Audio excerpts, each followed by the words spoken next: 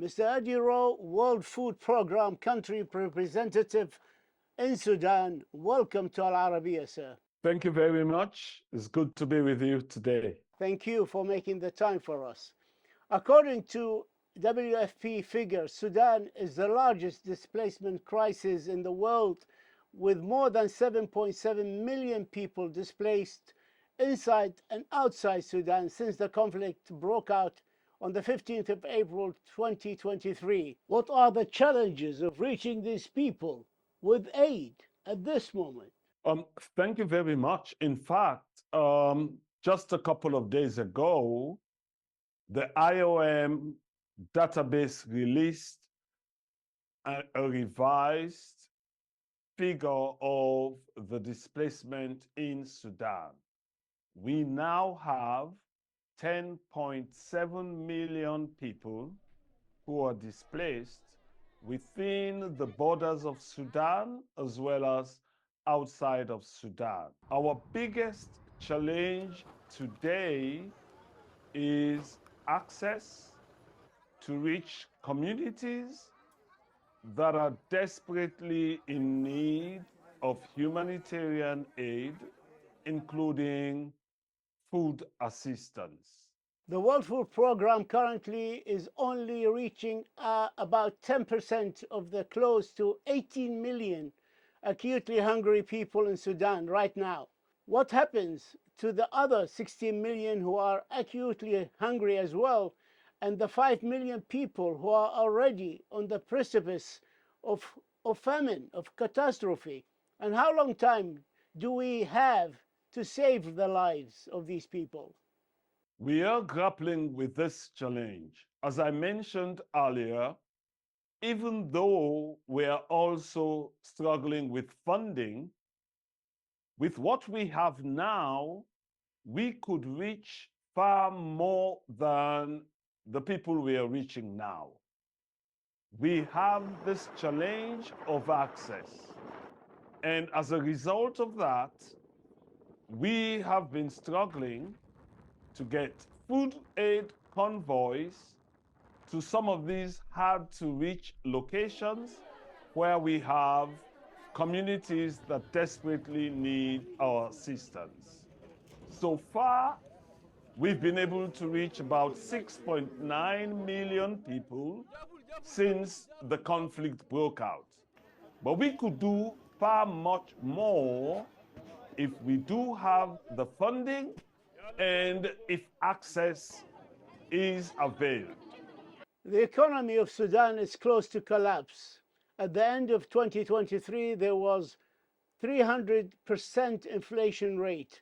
How does this affect the people of Sudan and WFP itself? Well, in fact, if you translate the 300% inflation to actual economic impact, we do monthly market assessments and we calculate the local food basket to determine the impact of inflation.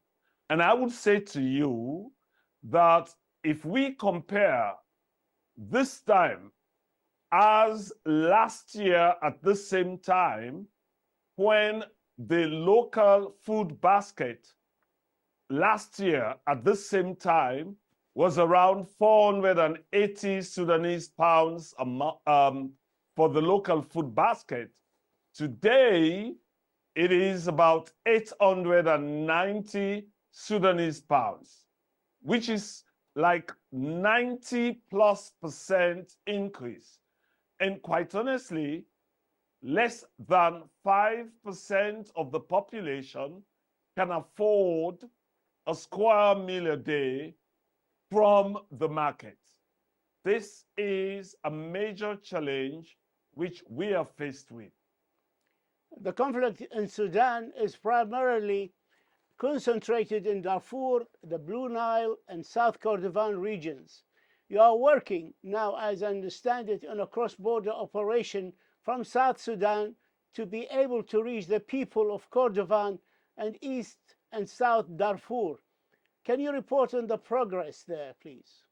We made some progress in 2023 with the cross-border operations from Chad. WFP was able to move 11 convoys consisting of 232 trucks with a total of 7,500 metric tons of food into Western Central Darfur, reaching just over 900,000 Sudanese in these locations. Sadly, just a few days ago, the authorities have restricted the cross-border operation. This will have very significant impact on the food security situation of the people of Darfur. We are, however, engaging with the government. We've had a bit of progress with regards to the cross-border from South Sudan, which hopefully should allow us to access the Kordofans, East and South Darfur, as well as the White Nile. We have now started pre-positioning food through South Sudan, but at the same time waiting for the government of Sudan to give us the green light so we can start moving food into these locations. What are the main drivers of food insecurity in Sudan? Is it the intensified conflict, growing violence, economic crisis, soaring prices, fuel shortages and essential goods? What is the main drivers of this food insecurity? The first is definitely the conflict. When you have such a huge amount of displacements, and I can tell you, I have interviewed Sudanese who have been displaced 3-4 times. So the conflict is the predominant factor. But we should also remember that 60% of the population of Sudan depend on agriculture as their main livelihood opportunity. And I do not want to delve into the impact that this conflict has had on agricultural production. Smallholder farmers, subsistence farmers cannot cultivate or even harvest.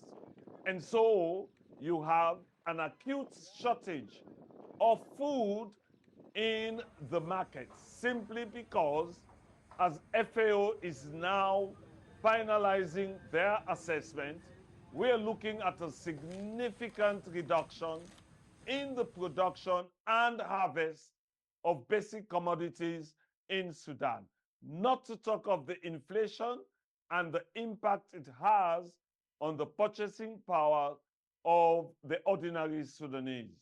The United Nations World Food Programme is the largest anti-hunger initiative around the globe, but it's grappling with the worst funding shortages in its 60-year history and in a desperate situation. What can you tell us about the funding for the WFP in Sudan?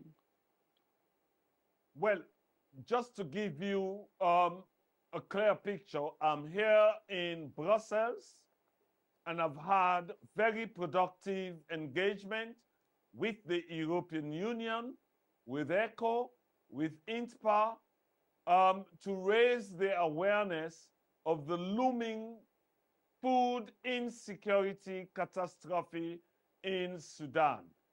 A couple of days ago, I was in Berlin, where I met with the government officials to raise the same concern. Indeed, funding has been a major challenge for the operation in Sudan. We know of the competing priorities.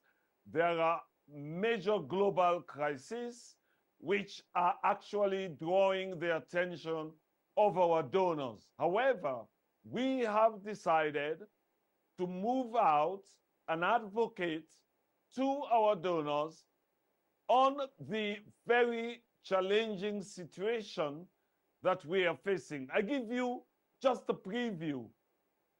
We are in the harvest season when food should be available. This is the time when households would have food in abundance. But because of the conflict and the low harvest, people cannot afford to store stocks that will take them through the hunger season, which is supposed to start in May. And this is why we are very much concerned and we are raising the alarm for the attention of the international community that we need to act now in order to avert a catastrophic humanitarian crisis with regards to food security in Sudan. When you say catastrophe, I understand famine. Am I correct in that? Well, yeah, you are correct. But at the moment, we cannot declare famine. The indications are all pointing towards that direction.